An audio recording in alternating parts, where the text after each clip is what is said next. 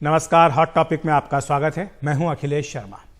पिछले लोकसभा चुनाव के परिणाम पर सवाल उठाने वाले अशोका यूनिवर्सिटी के सब्यसाची दास के एक रिसर्च पेपर ने विवाद खड़ा कर दिया है। यह रिसर्च पेपर दावा करता है कि 2019 के लोकसभा चुनाव में सत्तारूढ़ बीजेपी ने कुछ सीटों पर चुनाव परिणामों में हेरफेर किया, जिसके चलते कई कांटे की टक्कर वाली सीटों पर बीजेपी को बड़ी जीत मिली। इस रिपोर्ट के बाद बीजेपी और विपक्षी दल आमने सामने आ गए हैं। अगले लोकसभा चुनाव से ठीक पहले आई ये रिपोर्ट ही संदेह के घेरे में है, क्योंकि भारत की चुनाव प्रक्रिया पूरी दुनिया में स्वतंत्र और निष्पक्ष चुनाव के लिए मशहूर है। अशोका यूनिवर्सिटी ने भी खुद को इस रिसर्च पेपर से यह कहते हुए अलग कर लिया है कि ना तो इसका रिव्यू किया गया है और न ही ये किसी एकेडमिक जर्नल में छपी है। कई प्रसिद्ध चुनावी विश्लेषक भी इस रिसर्च पेपर पर सवाल उठा रहे हैं। ऐसे ही एक प्रसिद्ध चुनाव विश्लेषक हैं अमिताभ तिवारी। उन्होंने सब्यसाची दास के रिसर्च पेपर पर कई सवाल उठाए हैं। सबसे पहला बिंदु क्या है अमिताभ तिवारी का, और अमिताभ तिवारी आपको बता दें कि स्टूडियो में हमारे साथ आ गए हैं। अमिताभ जी, आपका बहुत बहुत स्वागत है एनडीटीवी इंडिया पर। जो पहला बिंदु है अमिताभ जी का वो ये है कि रिसर्च पेपर जो सब्यसाची का है वो ये कहता है कि केवल 9 से 8 सीटों में परिणामों में छेड़छाड़ हुई, जहां जीत का फासला 3 से 7% था। ये पहला बिंदु कहा गया है। आमतौर पर अमिताभ के मुताबिक 5% जो होता है वो कांटे की टक्कर माना जाता है फासला, और 7% का फासला जीत का बड़ा अंतर माना जाता है। अब 2019 की अगर बात करें तो अमिताभ के मुताबिक 5% अंतर का मतलब है औसत 56,000 वोट, जबकि 7% का मतलब है औसत 79,000 वोट। तो ये अमिताभ जी जो बात आपकी ओर से कही गई है, तो इसका मतलब अगर हम रिसर्च पेपर की बात मान भी लें तो इसका पूरे परिणाम पर किस तरह से असर पड़ता है, ये जो 5 से 7% की बात है? तो अगर हम मैक्सिमम रेंज भी मान लेते हैं 18 सीट उनका कहना है, जो कि 7% हालांकि हायर साइड है, क्योंकि 80,000 का विक्ट्री मार्जिन बड़ा मार्जिन होता है, छोटा मार्जिन नहीं होता। 18 सीटें भी मान ले तो बीजेपी की 303 सीटें थी, उसमें से 18 घटा लें हम तो 285 होती है, जो कि 272 के आंकड़े से काफी ऊपर है। तो इसका मतलब है कि इन रिजल्ट्स की जो बात कर रहे हैं, इन सीटों का ओवरऑल रिजल्ट पे कोई इंपैक्ट नहीं था। तो 285 सीटें बीजेपी ने जीती होती, अगर मान लीजिए 18 को आप हटा भी दे कि हार गई होती। हाँ, वो तो स्क्वायरली और फेयरली जीती है, उनके हिसाब से ही कह रहे हैं वो कि जो बाकी सीटें हैं उन्होंने फेयरली स्क्वायरली जीती है। सिर्फ उनका 9 से 18 सीटों के ऊपर दावा है कि इसमें थोड़ी बहुत गड़बड़ी है उनके हिसाब से। पर ये अगर कहें कि 18 सीटें अगर आप कम भी करते तो 18 सामने वाले की भी तो बढ़ रही होती है। हाँ, विपक्ष उसके खाते में जा रही होती है। ठीक है, लेकिन क्योंकि यूपीए का तो नंबर पिछली बार काफी कम था, 91 सीट्स के करीब था, तो उससे कुछ खास जो फर्क है वो पूरे चुनाव पे पड़ता नहीं था। तो इनसिग्निफिकेंट है एसेंशियली ये 9 से 18 सीट। पर ये मार्जिन कितना इंपॉर्टेंट है? 5 से 7% का जो मार्जिन की बात कर रहे हैं कि ये वो सीटें 18 जहां पर क्यों नहीं लगता है कि शायद कुछ गड़बड़ हुई होगी। मार्जिन इंपॉर्टेंट इसलिए कि 5% नॉर्मली माना जाता है कि क्लोज कॉन्टेस्ट सीट होती है, और उनका कहना है कि इन क्लोज कॉन्टेस्ट सीट्स में बीजेपी ने स्टेट मशीनरी उन राज्यों में यूज करके इन सीटों को अपने पाले में लिया है। उनका ऐसा दावा है। ठीक है, लेकिन जैसा आप कह रहे हैं कि इलेक्शन कमीशन जो हमारा है उसका जो प्रोग्रेस है वो पूरे विश्व भर में मशहूर है, वो खुद इलेक्शन कमीशन को एब्जॉल्व कर रहे हैं इन सब बातों से, और वो कह रहे हैं कि स्टेट लेवल पे लोकल लेवल ऑफिसर्स के हिसाब से ये मैनिपुलेशन। दूसरे बिंदु में आपका आता है, तो दूसरे बिंदु की बात कर लेते हैं। इस रिसर्च पेपर के मुताबिक बीजेपी शासित राज्य जो थे वहां पर पार्टी ने कांटे की टक्कर वाली सीटें ज्यादा जीती है। ये रिसर्च पेपर दावा कर रहा है। लेखक ये दावा कर रहे हैं कि बूथ लेवल पर गड़बड़ियां की गई थी। यानी उनका यह दावा है कि जहां बीजेपी शासित राज्य थे वहां पर राज्य स्तरीय अधिकारी जो होते हैं वो पर्यवेक्षक के तौर पर और स्टाफ के तौर पर तैनात होते हैं, वहां पर ऐसा ज्यादा हुआ। ये इस रिसर्च पेपर में सब्यसाची के लिखा हुआ है। लेकिन 2019 के चुनाव में 98 सीटों पर कांटे की टक्कर थी, जहां जीत का अंतर 5% से कम था। अमिताभ का जो आंकड़ा है वो ये कहता है कि इनमें केवल 43 सीटों पर ही बीजेपी जीती, जो आधे से भी कम है, जबकि कांग्रेस को इनमें से 19 सीटों पर जीत मिली। और 43 सीटें जो बीजेपी ने जीती थी कांटे के टक्कर वाली, इनमें बीजेपी को अपने शासन वाले राज्यों में केवल 22 सीटों पर जीत मिली, जबकि उसने 21 सीटें कांटे की टक्कर वाली गैर बीजेपी शासित राज्यों से जीती है। इनमें अगर राज्यवार देखें तो कर्नाटक में 4, छत्तीसगढ़ में 2, तेलंगाना में 1, ओडिशा में 6, पश्चिम बंगाल में 7 और पंजाब में 1 सीट जीती है। यानी बीजेपी शासित और गैर शासित राज्यों में सीटों का अनुपात कांटे की टक्कर वाली सीटों में करीब 50-50 था। तो ये आंकड़ा क्या बता रहा है अमिताभ जी? जो बात आप कह रहे थे आप कि अगर कांटे की टक्कर वाली सीटें देखें कि अगर राज्य स्तर पर कुछ गड़बड़ी की भी गई होगी, और जो ये प्रिमाइस बनाई गई कि बीजेपी का शासन है इसलिए बीजेपी ने अपने पसंद के अधिकारियों को नियुक्त किया और उनके माध्यम से गड़बड़ियां कराई, तो फिर ऐसा क्यों हुआ कि बीजेपी ने कांटे की टक्कर वाली सीटें करीब करीब उतनी गैर शासित राज्यों से भी जीती है। जी, तो data is data essentially, correct. तो 98 सीट्स में से बीजेपी ने तो 5% से कम मार्जिन की सिर्फ 43 सीट जीती है, 50% से भी कम है। उनका दावा है कि BJP has one disproportionately higher number of seats in 43 में से अपने शासित राज्यों में, जबकि आंकड़ा बताता है कि 22 सीटें अपनी राज्यों में और 21 सीटें जो विपक्ष की जहां सरकार थी वहां भाजपा जीती तो है। डिस्प्रपोर्शनल, तो विच मींस 50-50 है।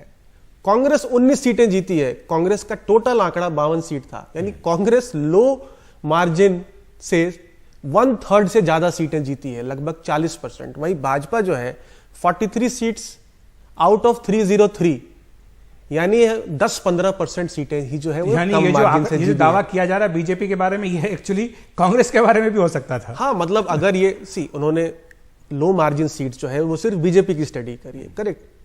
98 - 43, 55 सीटें जो हैं वो दूसरी पार्टियों ने जीते हैं। तो क्या उन राज्यों में उनकी राज्य सरकारों ने स्टेट मशीनरी का यूज करके कितनी सीटों पे मैनिपुलेशन किया? इसमें आगे ये भी बात है वो कि नहीं 303 जो जीती है बीजेपी ने, उनमें 129 सीटें गैर शासित राज्यों से जीती है। यानी ये चुनाव कांटे का कतई नहीं था। बीजेपी ने 224 यानी करीब 75% सीटें 50% से अधिक वोटों के मार्जिन के साथ जीती है। तो ये तो बहुत बड़ा आंकड़ा है कि 224 सीटें आप 50% के मार्जिन से जीत रहे, तो इसमें तो कांटे की टक्कर कहीं है ही नहीं। वही मैं कहना चाह रहा हूं। देखिए, उन्होंने रिसर्च जो किया है ठीक है, उसका नैरेटिव क्या सेट किया जा रहा है? नैरेटिव ग्लोबली ये सेट होगा, नेशनली ये सेट करने की कोशिश कर रहा है विपक्ष की 2019 क्लोज कॉन्टेस्ट था, उसमें से कुछ क्लोज कॉन्टेस्ट में बीजेपी ने धांधली मैनिपुलेशन करके सीटें जीती और वहां धांधली ज्यादा हुई जहां इसकी राज्य सरकारें थी, इसीलिए 2019 का मैंडेट ही क्वेश्चनेबल है। जबकि इलेक्शन ही वन साइडेड था, पूरा 224 सीटों में भाजपा की 50% से भी ऊपर वोट, 11 से भी ज्यादा राज्य थे जहां पर कि 50% से अधिक वोट मिले। एक और पॉइंट जो आया कि लेखक का दावा है कि बीजेपी शासित जो राज्य थे वहां के राज्य सेवा के अधिकारियों की तैनाती वाली सीटों पर छेड़छाड़ की गई, इससे जीत मिली। लेकिन अमिताभ ये कहते हैं कि अगर ऐसा हुआ होता तो विधानसभा चुनाव में उसे अपने शासन वाले राज्यों में बड़ी जीत मिलती। तो कई विधानसभा के चुनाव बीजेपी क्यों हार गई? लेकिन ऐसा नहीं हुआ है। पिछले 9 साल में बीजेपी ने राजस्थान, छत्तीसगढ़, मध्य प्रदेश, झारखंड, कर्नाटक और हिमाचल प्रदेश में सत्ता गंवाई है। ये बात तो चुनाव आयोग भी कहता है। जब ईवीएम पर सवाल उठता है तो वो कहते हैं कि विपक्ष जब अपनी जीत होती है तब तो वो ईवीएम को सही मानता है और जब हार जाता है तो वो गलत ठहराता है। वो खुद भी कहते हैं कि ये जो ट्रेंड है वो स्टेट इलेक्शंस में विजिबल नहीं है। तो अगर एक पार्टी को ज्यादा आसान है स्टेट इलेक्शन में मैनिपुलेशन करना, क्योंकि स्टेट इलेक्शन के रिप्रेजेंटेटिव्स, स्टेट के वहां पे रिप्रेजेंटेटिव्स है, नेशनल इलेक्शन में एक रीजनल पार्टी या स्टेट लेवल पार्टी कैसे मैनिपुलेट कर सकती है? वहां तो और भी कठिन है। और हम देख रहे हैं कि बीजेपी का जो रिकॉर्ड है वो ज्यादा खराब है जहां वो सत्ता में है, बशर्ते जहां वो ऑपोजिशन में रहती है। ऐसी बात होती तो वो कोई राज्य में इलेक्शन ही नहीं हारती, हर राज्य में चुनाव जीतती वो। लेकिन कांटे की टक्कर होती है और कांटे की टक्कर आप इनकार नहीं कर सकते, क्योंकि ये लोकतंत्र में मतदाता के ऊपर निर्भर करता है कि वो किसे पसंद करें ना करें। लेकिन अमिताभ के मुताबिक जो कांटे की टक्कर पर सीटों पर जीत होती है उसके कई कारण हो सकते हैं। इनमें संगठन की मजबूती, कि किस पार्टी किस बूथ पर कितनी मजबूत है, जातिगत समीकरण, संसदीय क्षेत्र में क्या समीकरण है, क्या उम्मीदवार किस जाति का है, गठबंधन किसके साथ किया गया और चुनाव प्रचार कैसे किया गया, ये सब भी असर डालते हैं। लेकिन इसीलिए इस बारे में लेखक का जो निष्कर्ष है वो सही नहीं है। ऐसा क्यों? क्योंकि हर तरह से सीट पर समीकरण बदलते हैं। देखिए, ये सारी बातें ये क्वालिटेटिव एस्पेक्ट्स हैं। ये क्वालिटेटिव एस्पेक्ट को आप क्वांटिटेटिवली कैसे मेजर कर सकते हैं? आप इसको कर ही नहीं सकते कि भाई इमेज ऑफ कैंडिडेट आप इसे कैसे मेजर कर सकते हैं। तो उन्होंने क्या किया है, उन्होंने कहा है कि डोर टू डोर एक्टिविटी, ये एक सीएसडीएस पूछता है सवाल, डोर टू डोर एक्टिविटी को उन्होंने प्रॉक्सी मान लिया है पूरे कैंपेन का। But door to door activity तो सिर्फ एक पार्ट है कैंपेन का, बहुत सारी एक्टिविटीज होती है। एक आखिरी पॉइंट आपको, कोई समय कम है, कि जो द क्विंट का 2019 का लेख आया है उसका लेखक ने हवाला दिया था। इसमें ईवीएम और गिने गए वोटों में अंतर की बात है। 373 सीटों का उल्लेख किया गया जहां यह अंतर है। लेकिन इनमें कितनी सीटों पर बीजेपी जीती है? 373 सीटों की सूची लेख में नहीं दी गई है। 11 ऐसी सीटों का उदाहरण दिया गया, इनमें 5 पर बीजेपी है और 6 पर अन्य है। 6 में 4 डीएमके है, 1 बीजेडी और 1 कांग्रेस ने जीती है। ये क्या बताता है? तो 373 सीटों पे आंकड़े मैच नहीं हो रहे, तो डिस्क्रिपेंसी मैनिपुलेशन को नहीं प्रूव करती है, एक डिस्क्रिपेंसी है, करेक्ट। और उसमें से कितनी सीटें भाजपा जीती है ये देखना बहुत इंपॉर्टेंट है, क्योंकि हमने देखा है कि 19 सीटें तो क्लोज कॉन्टेस्ट कांग्रेस जीत रही है। सिर्फ 11 सीटों का उल्लेख किया है उसमें ऑथर ने, उसमें से 6 तो नॉन बीजेपी पार्टीज जीत रही हैं। तो डिस्क्रिपेंसी का फायदा जो है वो सबको मिला है, करेक्ट। और ये मैनिपुलेशन नहीं है, धांधली इसको नहीं पूरी करती, धांधली हुई है इस चुनाव में। शुक्रिया आपका अमिताभ इस दिलचस्प जानकारी के लिए। तो हॉट टॉपिक में वक्त एक ब्रेक।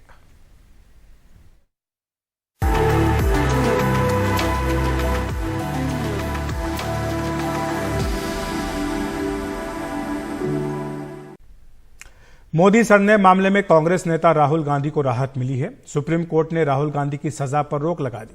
इसके साथ ही उनकी संसद सदस्यता बहाल हो जाएगी। राहुल गांधी की सजा पर रोक लगाते हुए सुप्रीम कोर्ट ने कहा कि उनकी टिप्पणी गुड टेस्ट में नहीं थी, सार्वजनिक जीवन में सतर्क रहना चाहिए। सुप्रीम कोर्ट के फैसले के बाद पहली प्रतिक्रिया में राहुल गांधी ने कहा कि आज नहीं तो कल सत्य की जीत होती ही है। प्यार और समर्थन के लिए जनता का आभार। वहीं कांग्रेस अध्यक्ष खड़गे ने कहा कि राहुल गांधी को 24 घंटे में ही अयोग्य करार दे दिया गया था। अब देखना है कि कितने घंटे में उनकी सदस्यता बहाल होगी। आज नहीं तो कल, कल नहीं तो परसों सच्चाई की जीत होती है। मगर जो भी हो, मेरा रास्ता तो क्लियर है। मुझे क्या करना है, मेरा क्या काम है, उसके बारे में मेरे दिमाग में बिल्कुल क्लैरिटी है। जिन लोगों ने हमारी मदद की और जनता ने जो प्यार और सपोर्ट दिया, उसके लिए मैं बहुत बहुत धन्यवाद करता हूं। Thank you. राहुल गांधी जी को हटाने में, डिस्क्वालीफाई करने में सिर्फ 24 घंटे में सब कुछ हुआ। अब देखेंगे अब कितने घंटे में उनको रीइंस्टेट करते हैं, कितना वक्त लेते हैं, हमको अब देखना चाहिए। हम देखेंगे और इंतजार करेंगे। अब इतना बड़ा इंतजार किए तो ये जो बाकी उनके ऑर्डर का भी हम इंतजार करेंगे। हम न्यायालय के निर्णय का स्वागत करते हैं, लेकिन आज कुछ सवाल उठते हैं और उसमें से एक दो सवाल ये हैं कि आखिर सुप्रीम कोर्ट में तो जाकर क्षमा मांगे ही होंगे राहुल गांधी जी, और ये केस राहुल गांधी जी से शुरू होता है और राहुल गांधी जी पे ही खत्म होता है। उन्होंने गाली दिया, पूरी कम्युनिटी को आप गाली दे रहे हैं। कोर्ट ने कहा, लोअर कोर्ट ने भी कहा था आप क्षमा मांग ले, तब क्षमा भी नहीं मांगे। तो आज सुप्रीम कोर्ट में क्षमा तो मांगे ही होंगे, क्षमा मांगी होगी। सुप्रीम कोर्ट ने आपको राहत दी है, तो हम आपकी फांसी की सजा थोड़ी मांग रहे हैं। तो हॉट टॉपिक में आज इतना ही। नमस्कार।